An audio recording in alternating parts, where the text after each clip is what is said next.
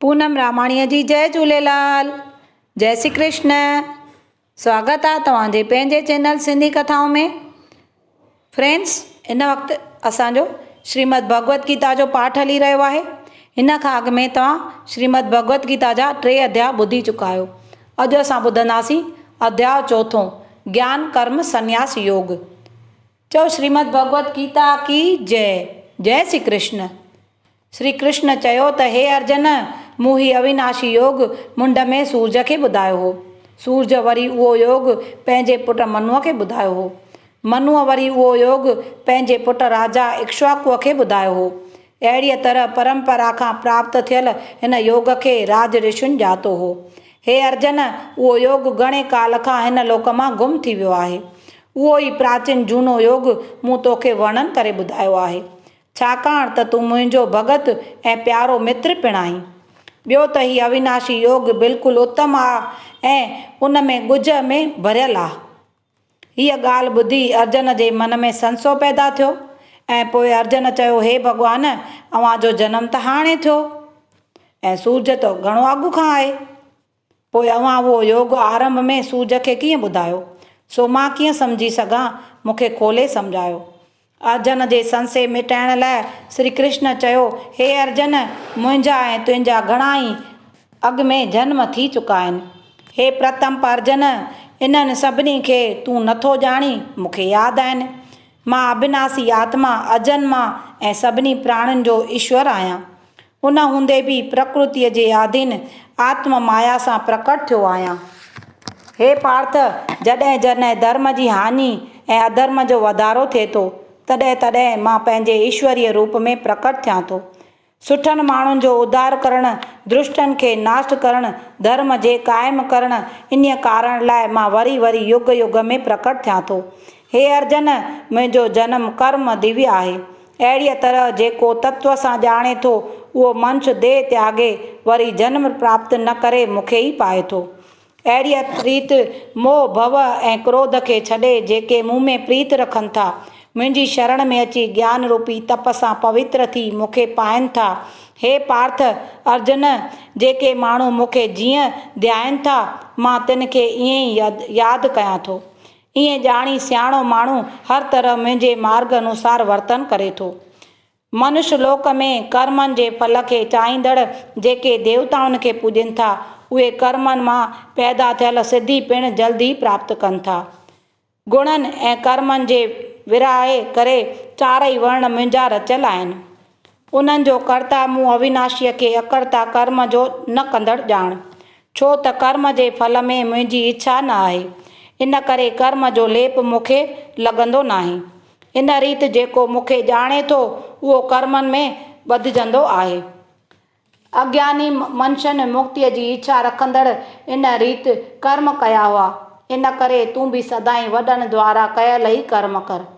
पर कर्म छा आहे, अकर्म छा आहे, इन जे बारे में तूं वीचार कर। उहे कर्म तो लाइ चङीअ रीति चवंदुसि, जंहिंखे ॼाणी संसार जे बंधन मां पार थींदे। कर्म जो स्वरूप बि ॼाण घुरिजे, अकर्म जो स्वरूप बि सुञाणो आहे। विकर्म जा कम बि ॼाण घुरिजनि, छो त कर्मनि जी गति तमामु ॻुझी आहे। जेको कर्म में अकर्म ॾिसे थो, जेको अकर्म में कर्म ॾिसंदो आहे, सो मनुष्यनि जे में बुद्धिमान आहे। उहो योगी सभिनी कर्मनि जे करण वारो आहे, जंहिंजा सभई कार्य कामनाउनि ऐं संकल्पनि बिना आहिनि। ॿिया जंहिंजा कर्म ज्ञानी अग्नीअ में भस्म थी विया आहिनि, उनखे ज्ञानी पंडित चवनि था। जेको संसारी आसरे बिना ढावल आहे, उहो कर्म जे फल खे छॾे कर्म चङीअ रीति कंदो बि न कंदो आहे। जेके पाण ई मिले उन में संतोष कंदड़, सुख दुख गर्मी सर्दी आदि खां परे आहे।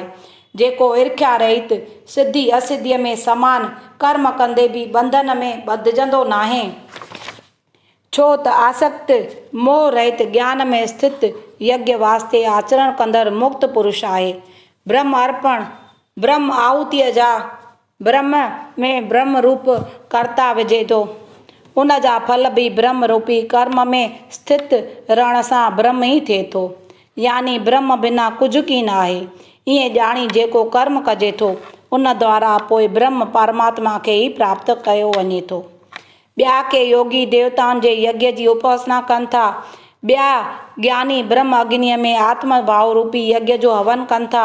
ॿिया योगी कननि आदि सभिनी इंद्रियुनि जे संजम रूपी हवन कनि था। ॿिया के शब्द आदि विषयनि इंद्रियुनि रूपी अग्नीअ में हवन कनि था।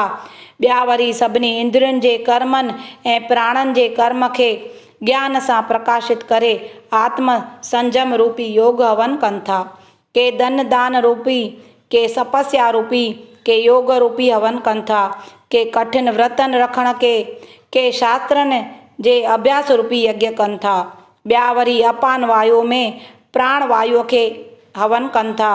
ॿिया वरी प्राण ऐं अपान जे हलण खे रोके प्राणायाम रूपी हवन कनि था। ॿिया नेम अनुसार खाधो खाईंदड़ प्राणनि खे प्राणनि में हवन कनि था। इहे सभु यज्ञ जा ॼाण आहिनि। यज्ञ द्वारा उन्हनि जा पाप नाश थियनि था। हे पांडव कुल में उत्तम अर्जन, यज्ञ जे फल ज्ञान रूपी अमृत खे भोगींदड़ सनातन ब्रह्म प्राप्त कनि था। यज्ञ न कंदड़नि खे परलोक जो सुख कीअं मिलंदो, जे हिन लोक जो सुख बि न वठनि था। अहिड़ा घणा ई यज्ञ वेदनि जे वाणीअ में बयानु कयल आहिनि। उन्हनि सभिनी खे कर्मनि मां पैदा थियल ॼाणी मनुष्य मुक्त थी वेंदा आहिनि। हे प्रथम अर्जन, संसारी विषयनि सां कयल यज्ञ खां ज्ञान रूपी यज्ञ श्रेष्ठ आहिनि। हे पार्थ, सभु यज्ञ ऐं कर्म ज्ञान में ई समाप्त थी वेंदा आहिनि।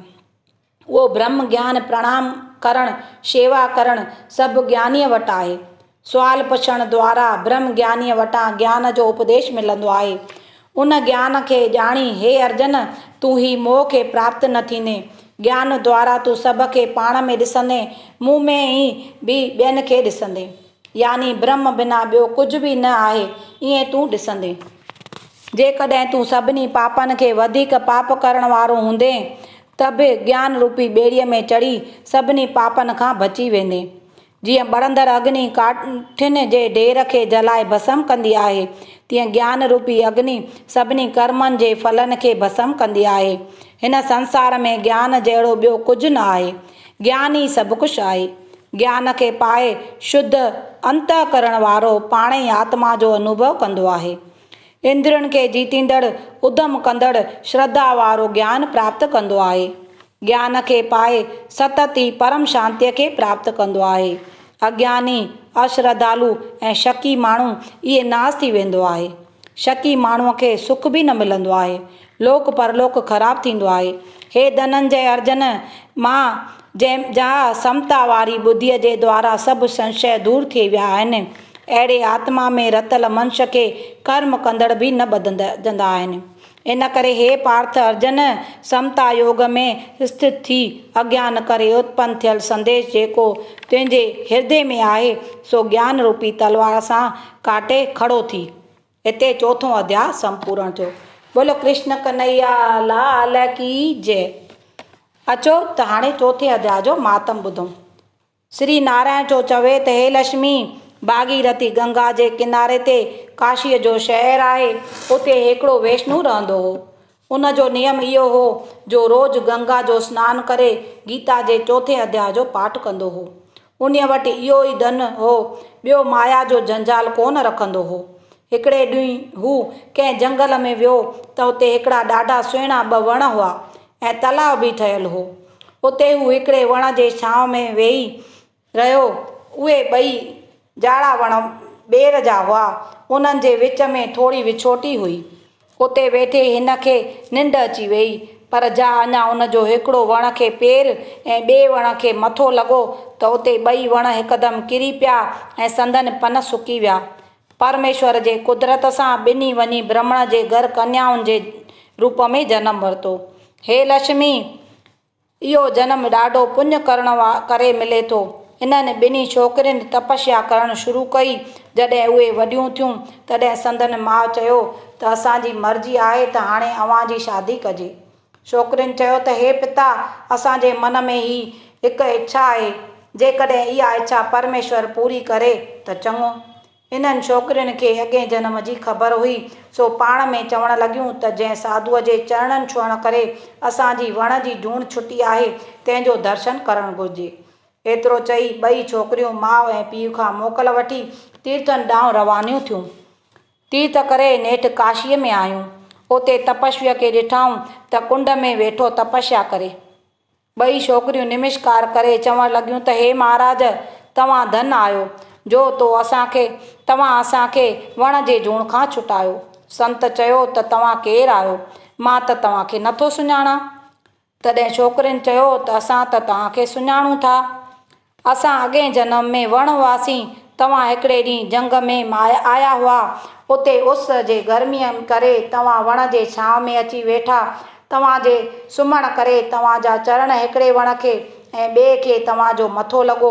उन महिल असांजो उद्धार थियो। हाणे असां ब्राह्मण जे घर जनम वरितो आहे।